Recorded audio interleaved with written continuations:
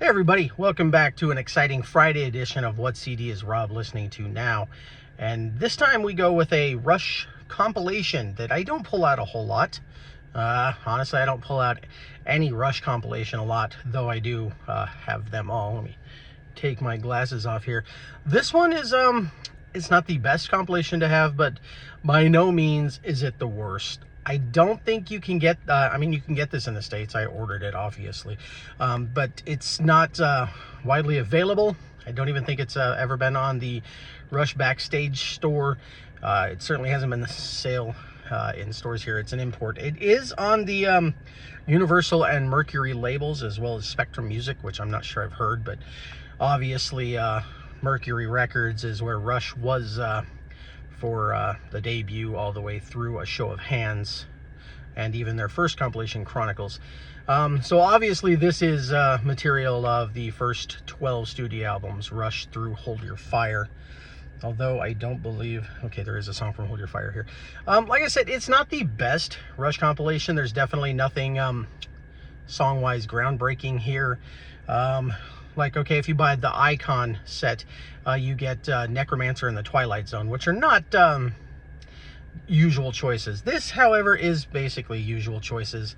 Every song on here was, I believe, on Retrospective 1 and 2, so you're not really getting anything new here. The artwork, not great. I do like the clock, and I do like the background, but I don't believe they were blended together very well. As you can tell, it looks like a kind of a sort of piss-poor Photoshop job. I think if it were done better, I'd like this. Maybe if they would have given the design over to Hugh Syme, but I don't think he had anything to do with this. I read a lot of complaints that it looks like the whole package was put together poorly, but that's not true. There's as far as I'm concerned, the booklet is better than most, to be honest. Certainly better than Icon. There's some photos here. This looks like around the Farewell to Kings period. Well, I believe this one is probably All the World's a Stage era, 2112 era. And I mean, you know, there's some cool pictures in here. Although, what's Getty doing there? Who knows? You know, it does have credits for the songs. It doesn't have any credits about who did the album cover or anything like that. But I mean, it's a good listen. Of course, any Rush album is a good listen. I don't know who this would be geared towards. Obviously, big Rush fans already have all of this in their studio albums and whatnot. And casual Rush fans already have, like, probably Chronicles, maybe Gold. This is, I would assume, more for completists, or maybe overseas somebody just happens to walk into a Walmart and this is there. I'm not sure. Like I said, I don't know who it's exactly geared toward. I do know that I'm quite happy with it. I'm glad to have it in my collection. There's some great stuff on here. Like I said, you only get stuff from the first 12 studio albums. Although, odd to point out is instead of Working Man here, you've got Finding My Way. And looking at the duration of the CD, I believe they could have switched those out. So, I don't know, kind of cool that you got Finding My Way there instead of Working Man this time around. A couple tracks from Fly By Night. You've got the title track and By Torn, the Snow Dogs. So, I mean, at least they included one sort of epic there.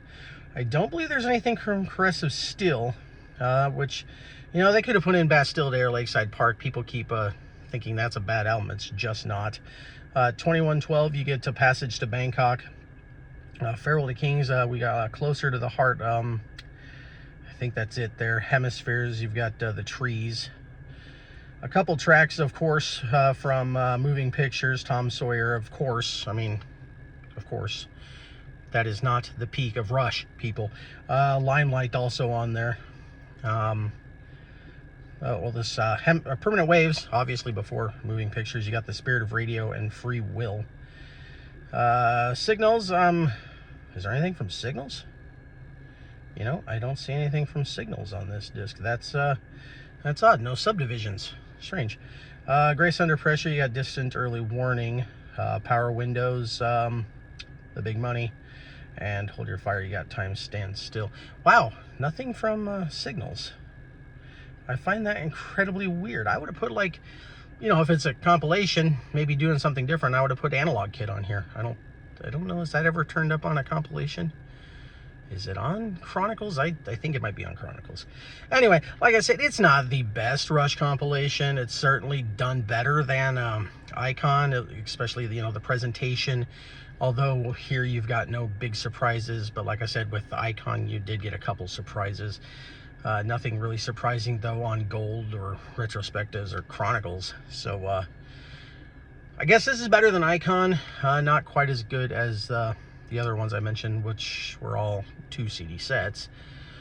You just can't condense Rush into a 1 CD compilation here. There's just too much good stuff.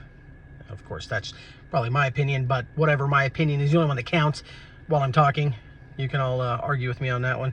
Like I said, I don't know. They should have thrown in like Lakeside Park and Analog Kid or something, so that at least all of the first 12 albums are represented. Otherwise, like I said, pretty good listen. And, well, I don't know why I keep doing this. For me, any Rush CD is a good listen. Anyhow, until next time, doodles.